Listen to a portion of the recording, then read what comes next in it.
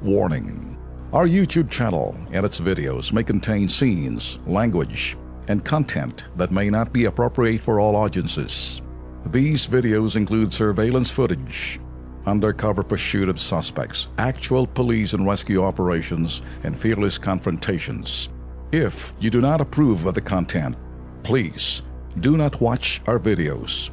If you wish to continue, we strongly advise that you proceed with caution. Viewers' discretion is advised.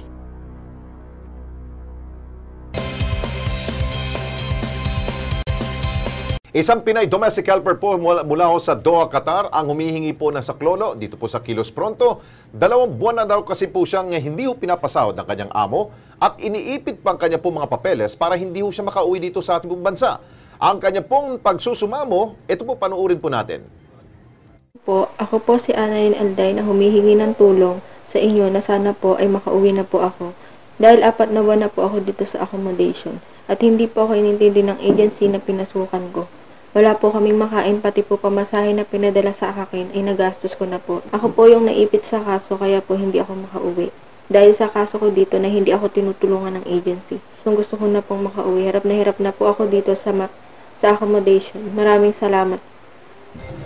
Okay, Annalyn Alday, narinig ho namin ang iyong kahilingan na ikaw matulungan dyan. Susubukan ho ng Kilos Pronto na ikay makauwi dito sa Pilipinas at maayos yung sweldo mo, no? O ito, nasa linya ngayon po si Josefino Torres, siya po Deputy Administrator po ng OWA para bigyan ho ng Kilos Prontong aksyon po itong problema ni Annalyn. Administrator, Dep Admin, si Alex Santos po to. Magandang gabi ho sa inyo, sir. Magandang gabi po naman. Opo. Dep Admin, ano pong pwede ho natin maitulong po kay Annalyn Alday? Meron ba ho kayong na-encounter po na ganito pong klase pong problema ng ating pong mga OFW, yung iniipit po mga papeles kaya hindi ho makauwi ho ang ating pong kababayan? Meron ng kaugalian o practice ng ating ibang mga employers. Opo. Na iniipit yung kanilang, unang-una yung passport nila. Oo. Oo.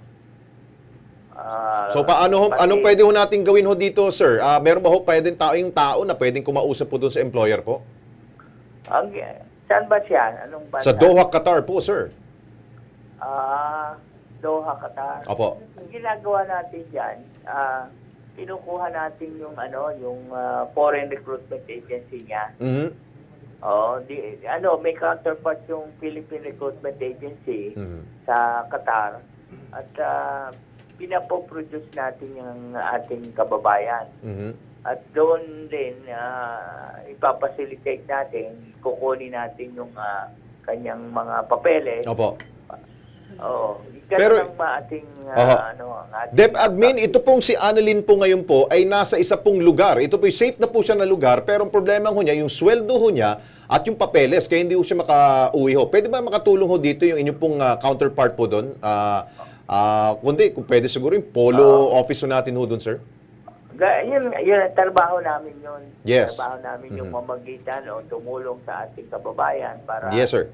maibsan yung kanilang mga problema doon sa kanilang pinagtatrabahuhan. So makakaasa ho kami, sir, na meron ho kayong action po dito, sir? Oo.